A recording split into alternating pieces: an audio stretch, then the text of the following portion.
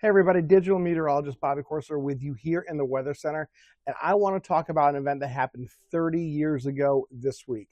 It's hard to believe, but the February 1996 floods is etched in a lot of our memory of those of us that were here. And if you've recently moved here or you've been here, say, about 10, 15 years, undoubtedly you've heard people talk about it. So I want to just kind of walk through what we saw leading up to the event, showcase what happened during the event, and then kind of what we learned during the course of this event, and of course looking back at the aftermath.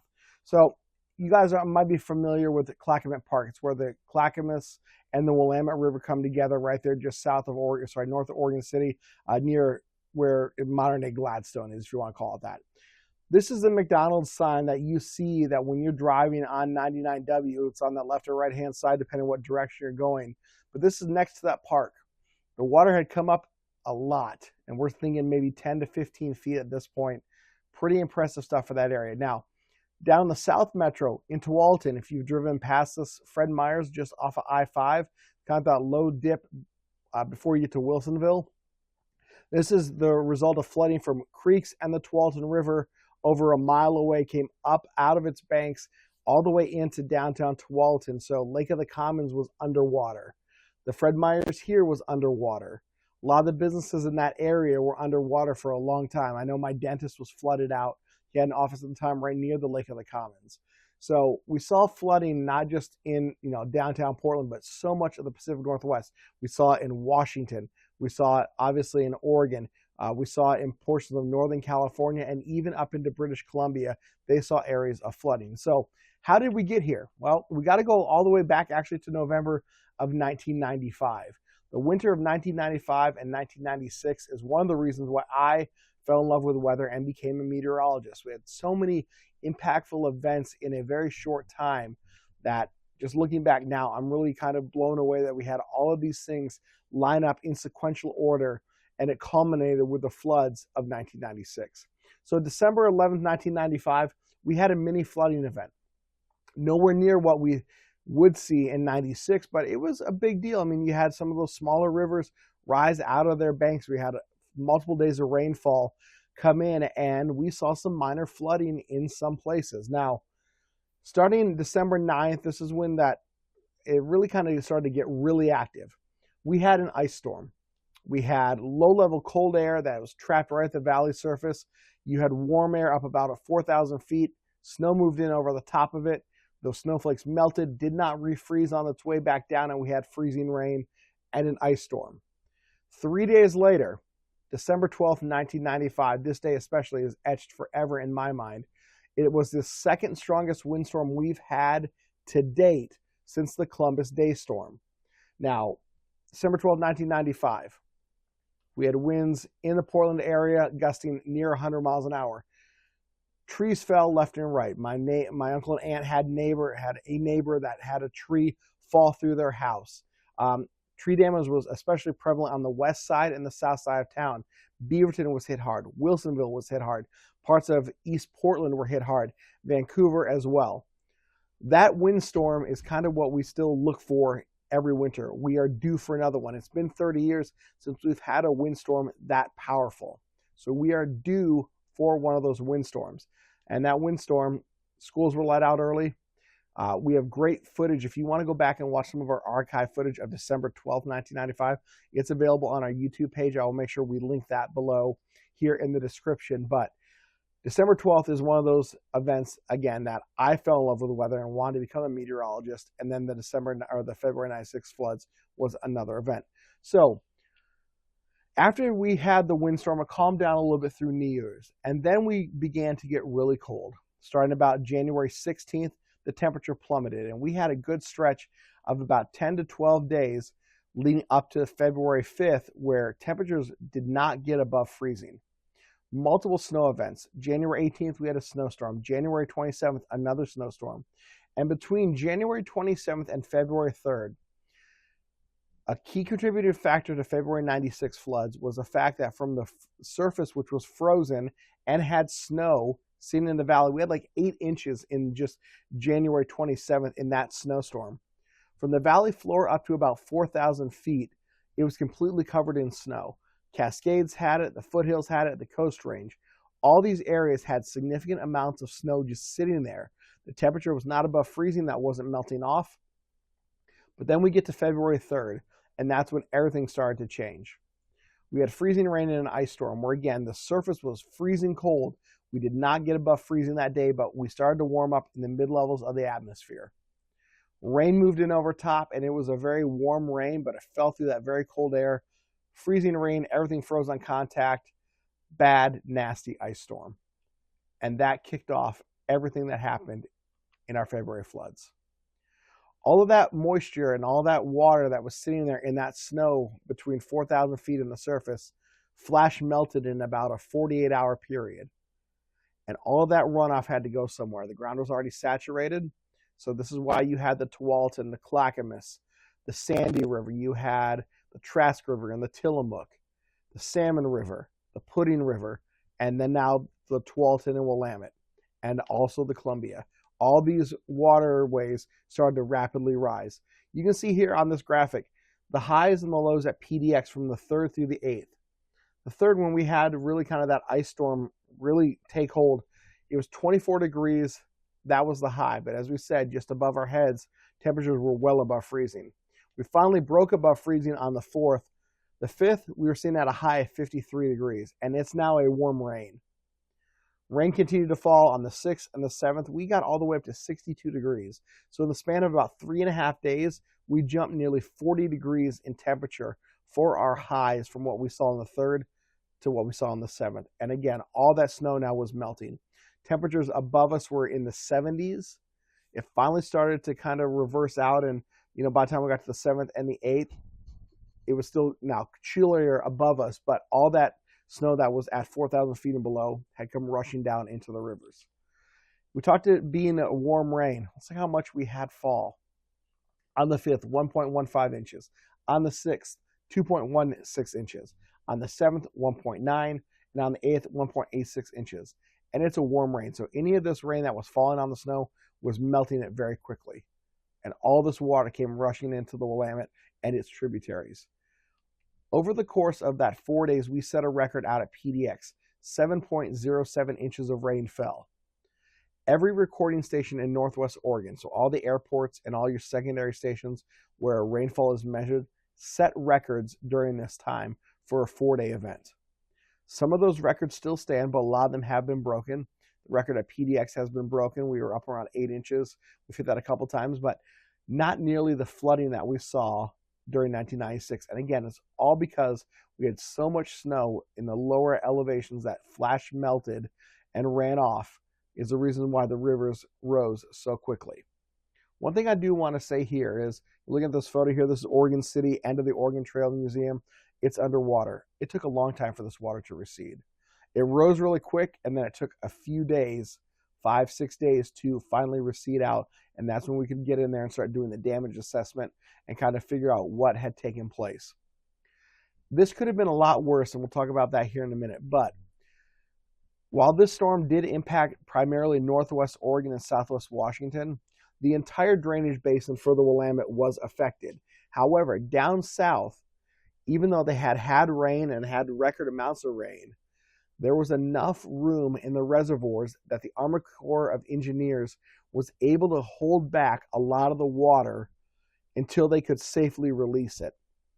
Had they not been able to do that, we would have seen the Willamette much higher and the damage much worse from a lot more water. Look at downtown. Everybody, knows where this restaurant is. This was the old, now old Newport Bay. This is down at the marina. Look at the far right-hand side of the screen. You see that ramp now is going up. Normally, you have to walk down that to get to the building and then use the dock there. The gentleman in the boat here is pushing stuff around. We had so much debris in the Willamette and the Columbia. All these trees, pieces of docks floating everywhere. They had to lift some of the bridges in Portland to let some of this debris through. There was so much water backing up with these logs that part of OMSI across the river here was literally lifted off its foundation and shifted a few feet. We were doing some calculations with our friends at OMSI, and we came up with the force of the water was equating to about 5 million pounds of buoyancy pushing down on the bank and then kind of lifting up, that it was able to lift a little bit of OMSI off its foundation and shift it. If you've been in the part of the museum, which is what they call the powerhouse or the turbine hall, that was actually shifted off its foundation. You can still see some cracks in the floor to this day. And when you walk in there, you'll notice that there's an elevation change, and it's not it's sure-footed, but you can tell that like stuff is not necessarily flat and level anymore, because that was the flooding pushing against OMSI and pushing it off its foundation. We mentioned having to open the bridges, and this is the steel bridge here in Portland. Where these people are standing is the tracks that Amtrak and freight trains use. That is the lifeline for getting traffic from the west side to the east side of the Willamette River when it comes to passenger traffic on rail and freight. When this picture was taken, the Willamette had not yet crested. The Willamette eventually crested just about halfway up that bottom section there where you see those folks standing. They had to open up the drawbridge portion and raise up the deck to allow debris to flow through. The Portland Harbor had been closed, and the harbor exists from the mouth of the Columbia up to Willamette Falls because there was so much debris. They did not want people out on boats trying to do things, and it's relatively smart to not be on a boat in a flood situation because there are logs and hidden dangers in the water that you might not see and could easily capsize your boat, throw you into the water, and at that point it's just a nightmare to try and get rescue crews out on the water. So if you ever are around flooding, do not go out in a boat. It's just not a safe thing. But they had to close down traffic for rail and freight, and then they had to open the drawbridge and lift the bridge span so they could let debris through. So just something that was really incredible. Of course, I still remember to this day listening to Vera Katz talk about needing volunteers to come down and help build that seawall. President Clinton showed up a few days later after everything was said and done and assessed the damage and said, we're going to direct all of our resources from FEMA. They're going to be available to you to help recover. And this was really a big deal. We talked about the seawall and Vera Katz. Here's a look at it right now. You're looking here at the Morrison Bridge, now kind of going off to the right, looking up north. They had to come in. They brought jersey barriers, they had plywood, plastic sheets, and of course you had the sandbags. And an army of hundreds of volunteers came down. Lots of these people brought their own tools, brought their own shovels, and they were able to build this wall in a very quick time span. We got lucky that it never did breach into downtown, but it could have, and we'll talk about that here in just one second. One other photo I want to show you real quick. This is Oaks Park. We've all been there, right? Just on the north side of the Selwood Bridge. They were underwater for several days. I want to say that the skating rink at Oaks Park, the floor had to be replaced because there was so much water damage. And when the water had risen that much, we talked about Clackamas Park, we talked about Willamette Falls. Willamette Falls normally is about a 40-foot drop. It was down to like 6 or 7.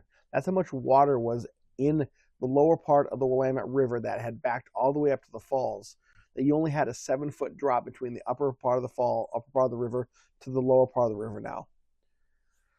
The Willamette River in downtown crested at 28.6 feet. Now you're looking at a photo here of it being about 23-ish feet. This was taken, I believe, on February 5th when this photo was taken as part of our broadcast here on Katu. It topped out, like I said, at 28.6 feet, 10 feet above flood stage. The record is 33 feet from 1894, and that record still stands for Portland. We talked about the Army Corps of Engineers being able to hold back a little bit of water upstream on the Willamette. Had that not happened, we would have seen water go into downtown Portland. It would have gone as far west as Broadway and Pioneer Courthouse Square. It would have been 8 to 10 feet above what we saw there.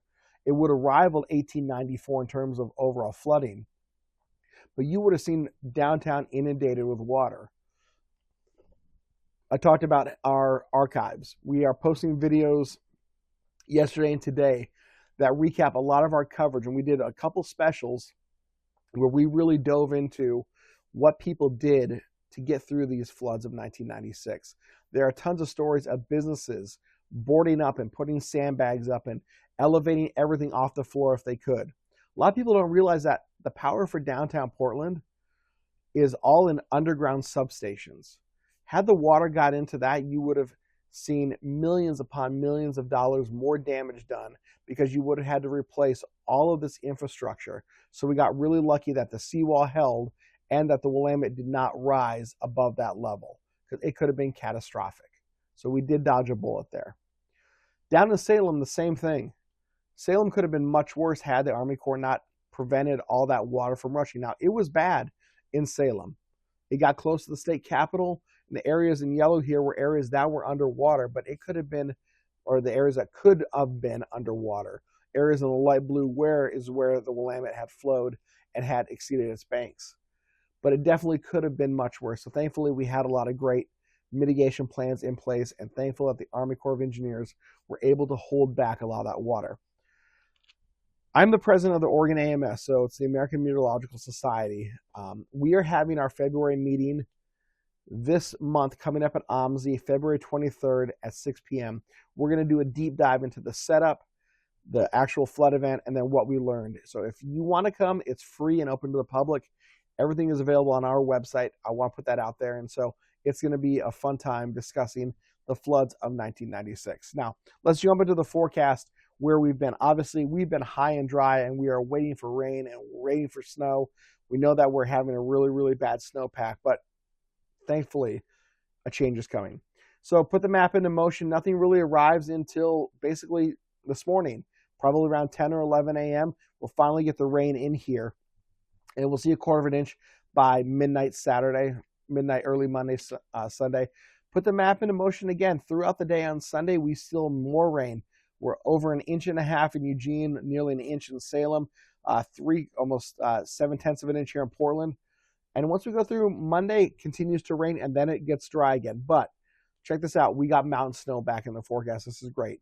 So put the map into motion. This goes through Monday at 1 p.m. by the time we kind of dry everything out.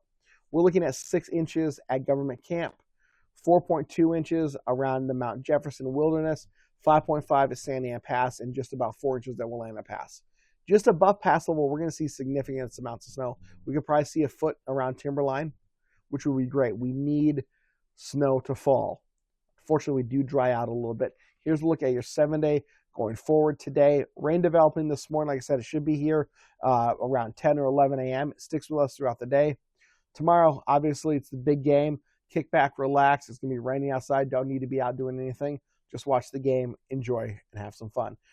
Get some showers in here on Monday, and then we dry it out Tuesday, Wednesday, Thursday. Friday, again, maybe some chance of showers. We have talked about waiting on cold air, and we talk about it every week. It seems to say, well, it looks like it's coming. Forecast models do turn us a little chillier by the time that we get to next weekend. So Valentine's Day, for some reason, the last couple of years has kind of been when we get our winter shot. I don't think that we see any winter weather on Valentine's Day or that weekend, but models do show us trending cooler, which is good because cooler is good. Moisture on top of it better. We need to build that snowpack because, like I said, we're at historic low levels right now. And if we are looking forward to spring and summer with our fire season, we need to build a bigger snowpack. So that is a quick look back at our 96 floods and your forecast. Again, posting a lot of great content on our YouTube page. Please go watch it. You will not be disappointed. You will see a lot of faces you know and recognize, not just from K2, but other stations in town that worked here in 1996. They're all much younger. Fantastic look back to see that. You see Steve Dunn and Jeff Gianola. Matt Zaffino makes an appearance in these videos. And a lot of the reporters that you might remember. Grant McComey was here.